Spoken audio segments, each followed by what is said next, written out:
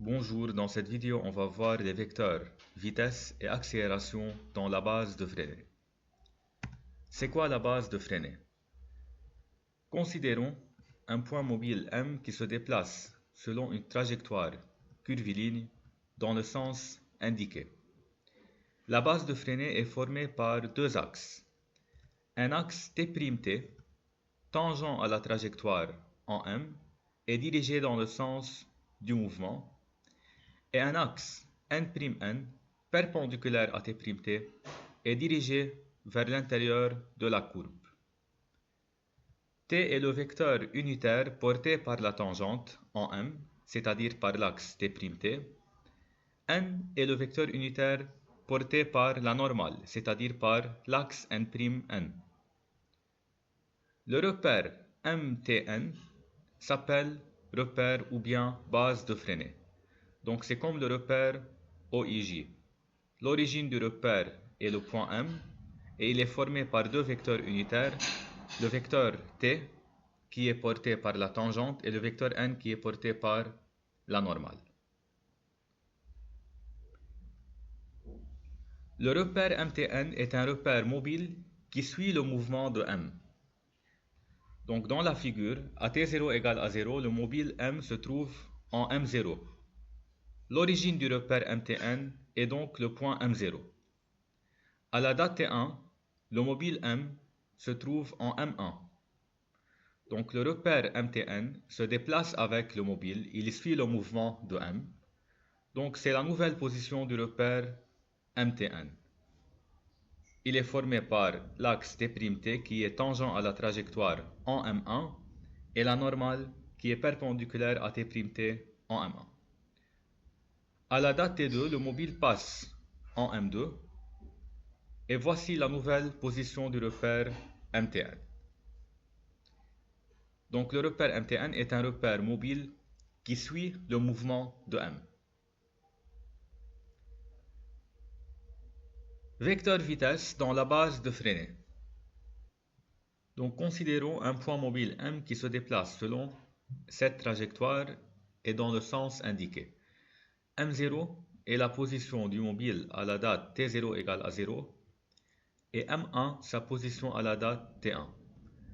Et voici le vecteur Mtn en M1. On a vu dans le cours que le vecteur vitesse instantanée est toujours tangent à la trajectoire et dirigé dans le sens du mouvement. Donc en M0, le vecteur vitesse, il est tangent à la trajectoire et dirigé dans le sens du mouvement. Et même chose en M1. Donc le vecteur vitesse, il est porté par la tangente, c'est-à-dire par l'axe T'T. On peut alors écrire cette relation. Vecteur vitesse égale à V fois T. T est le vecteur unitaire porté par l'axe T'T.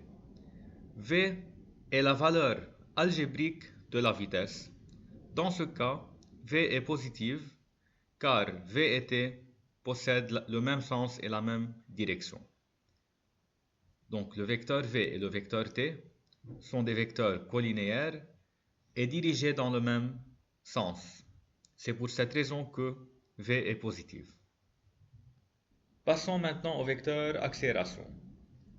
Dans la base de Freinet, le vecteur accélération possède deux composantes.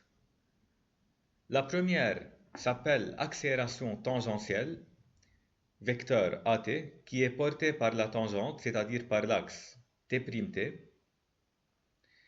AT est donné par vecteur AT égale V'T. Donc l'accélération tangentielle est égale à la dérivée du module du vecteur vitesse. Et c'est un vecteur qui est porté par la tangente, c'est-à-dire par le vecteur unitaire t. Donc pour déterminer l'accélération tangentielle, il faut tout d'abord trouver le module du vecteur vitesse et puis dériver ce module par rapport au temps. La deuxième composante s'appelle l'accélération normale, qui est notée AN, vecteur AN. Le vecteur AN, il est porté par l'axe' et il est dirigé vers l'intérieur de la courbe. Le vecteur AN est donné par AN égale V au carré sur Rn. Donc c'est un vecteur qui est porté par le vecteur unitaire n. Et son module est donné par V au carré sur R. V est la vitesse du mobile à la date considérée. R est le rayon de courbure. Donc dans le cas d'un mouvement circulaire, R est le rayon du cercle. Le vecteur A est donné par vecteur A égale la somme vectorielle de AN et AT. Donc comme dans le cas du repère OIJ, on a vu que le vecteur accélération il est égal à AX plus AY, vecteur AX plus vecteur AY. AX et AY sont les composantes du vecteur accélération dans le repère OIJ.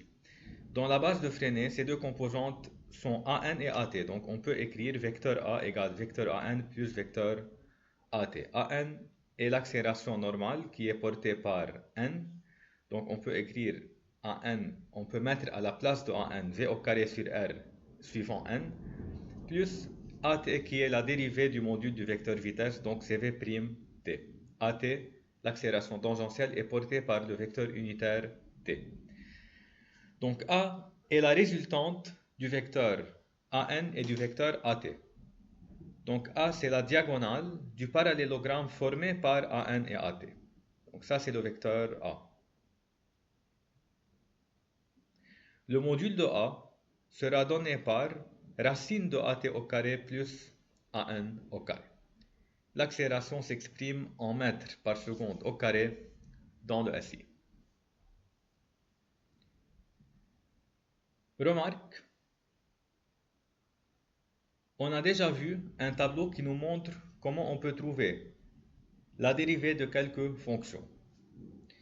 Si la fonction est de la forme x égale racine de u de t, u de t est une fonction du temps, la dérivée de x sera x' égale u' de t sur 2 racines de u de t.